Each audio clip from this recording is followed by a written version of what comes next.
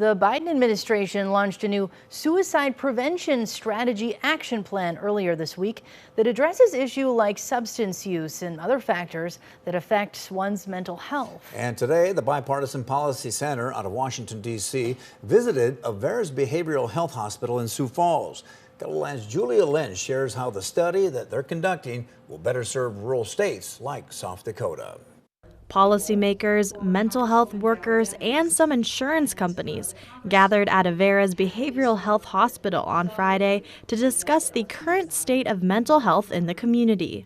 I think we've seen more depression. I do know that even before the pandemic, depression rates and even unfortunately suicide rates were going up in the youth. So it's a problem that was existing and getting worse, and then the pandemic just made it even more severe.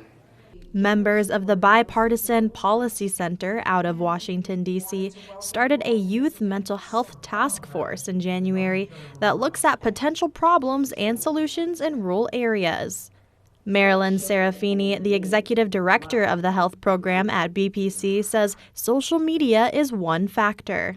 It is not well regulated, and we have a lot of challenges. This issue is bubbling up in Washington very quickly, and we think that there are great opportunities to take a hard look at what's going on there and to really focus on helping the youth.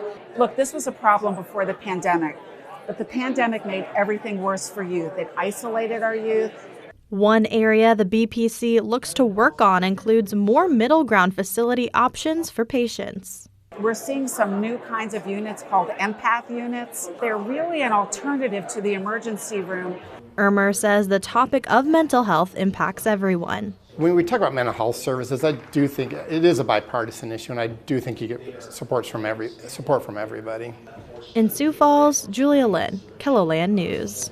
The Bipartisan Policy Center's team has been touring all over the Midwest this week, collecting feedback for their study. The BPC will propose recommendations to members of Congress by January of next year.